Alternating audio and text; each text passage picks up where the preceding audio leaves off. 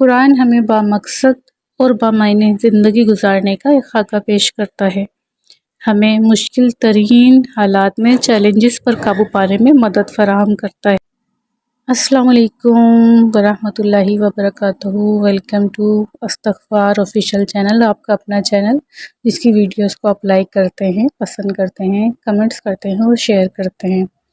دوستو، جمعۃ المبارک کے دن آج استغفار چیلنجز میں جو میری بہنیں شامل ہو چکی ہیں، ان سب کا دل سے بہت بہت شکریہ کہ انہوں نے اس جرنی میں میرا ساتھ دینے کا فیصلہ کیا۔ آج میں کچھ اپنی ذاتی مشاہدات اور ایکسپیرینسز جو استغفار سٹارٹ کرنے سے پہلے اور بعد میں ہوئے تھے، ان کے بارے میں بات کرتی ہوں۔ چلیے آج کی جرنی کی طرف چلتے ہیں۔ دوستو، استغفار کو اپنے روزمرہ معاملات میں شامل کرنے سے پہلے میں بہت بے چینی، بے یقینی اور کھوئی ہوئی سی کیفیت میں محسوس کرتی تھی یا رہا کرتی تھی۔ ایسا لگتا تھا جیسے زندگی میں کوئی واضح سمت نہیں ہے، کوئی مقصد نہیں ہے زندگی کا، جیسے ہم بے مقصد سی زندگی گزار رہے ہیں۔ لیکن استغفار جب میں نے پڑھنا اسٹارٹ کیا، اس کے بعد ایسا لگا جیسے استغفار نے زندگی میں روشنی سی دے دی ہو، ایک الگ ہی روشنی سے دنیا کو دیکھنا شروع کیا، اپنے اندر سکون محسوس کیا جس کا میں نے پہلے کبھی تجربہ نہیں کرا تھا۔ استغفار میرے لیے سکون اور طاقت کا وہ ذریعہ بن گیا کہ اس نے میری روزمرہ زندگی پر بڑا گہرا اثر ڈالا۔ استغفار کے تجربے سے جو میں نے سب سے بڑا سبق سیکھا وہ یہ ہے کہ استغفار اپنی غلطی کو تسلیم کرنے، معافی مانگنے، اور صرف اللہ سے نہیں اپنے آپ سے بھی معافی مانگنے جو ہم نے اپنی روح کے ساتھ ظلم کیا ہے، کیونکہ روح تو ایک پاک صاف چیز ہے جو اللہ کی طرف سے آئی ہوتی ہے۔ ہم جسمانی طور پر جب گند آلود ہوتے ہیں تو روح کو بھی گندا کر دیتے ہیں، تو اپنی روح سے بھی معافی مانگنی ہے کہ ہم نے اس کے ساتھ بھی بڑا ظلم کیا ہے، اور اس کے بعد اس ذہنیت کو فروغ دینا ہے ہمیں کہ ہمیں اب آئندہ استغفار کرتے رہنا ہے اور اپنے جتنے معاملات ہیں استغفار کے ذریعے ان کو سدھارتے رہنا ہے۔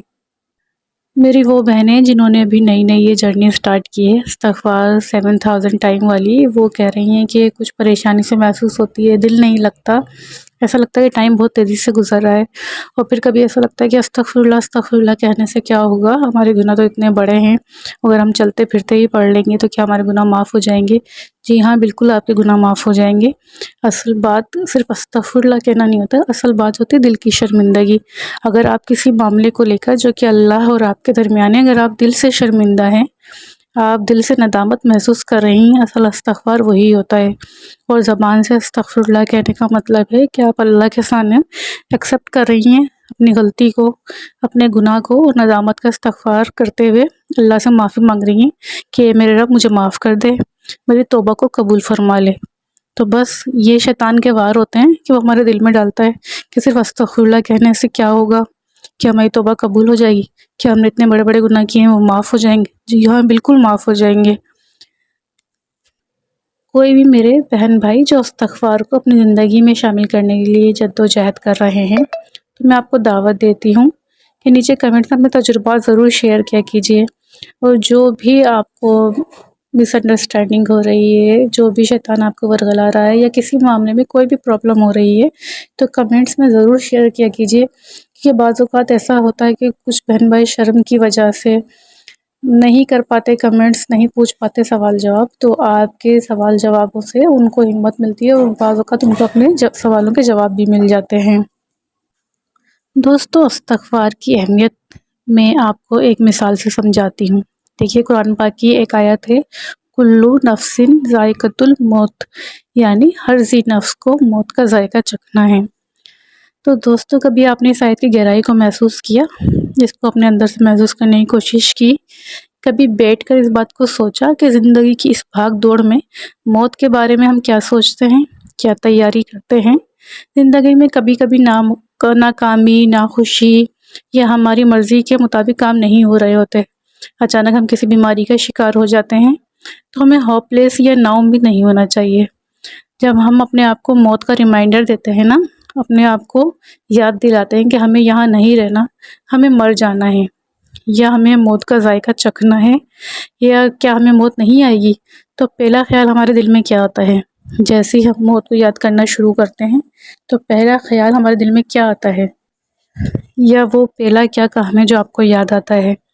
آپ کے دل میں خیال آتا ہے کہ مجھے یہ کام فوراً کر لینا چاہیے اور مجھے اس کام میں تھوڑی بھی دیر نہیں کرنا چاہیے، یا میں اس طرح کہوں کہ آپ کو معلوم ہو جائے کہ آج آپ کی زندگی کا آخری دن ہے، کل آپ کو لوٹ جانا ہے، تو سب سے پہلے آپ کیا کریں گے؟ آپ کریں گے توبہ، ہے نا دوستوں؟ آپ کریں گے توبہ، استغفر اللہ، آپ کو آپ کے سارے گناہ، ساری ندامتیں یاد آ جائیں گی، تو اپنے رب سے خوب گڑ گڑا کر صرف اور صرف معافی مانگیں گے۔ آپ کچھ بھی دنیا کا کام یاد نہیں رہیں گے، آپ کا بس ایک ہی مقصد ہوگا کہ میرا رب مجھے معاف کر دے اور مجھ سے راضی ہو جائے۔ تو دوستوں، یہ ہے استغفار کی اہمیت، جو ہم اکثر اپنی زندگی بھاگ دوڑ میں نظر انداز کر دیتے ہیں۔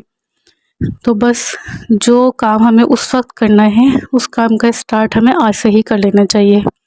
اور مبارکباد کی مستحق ہیں وہ بہنیں جنہوں نے یہ چیلنجز قبول کیا استغفار کا اور شامل ہو گئی ہیں، اور آپ سب کو میری طرف سے دعوت ہے کہ ضرور بالضرور اس استغفار کے چیلنج میں شامل ہوئیے اور دوسروں کو بھی اس کی دعوت دیجیے۔ اگر آپ کی دعوت سے کوئی استغفار کی طرف آ جاتا ہے یا ندامت کا ایک آنسو بہا لیتا ہے، تو شاید یہ آپ کی اور میری مغفرت کا ذریعہ بن جائے۔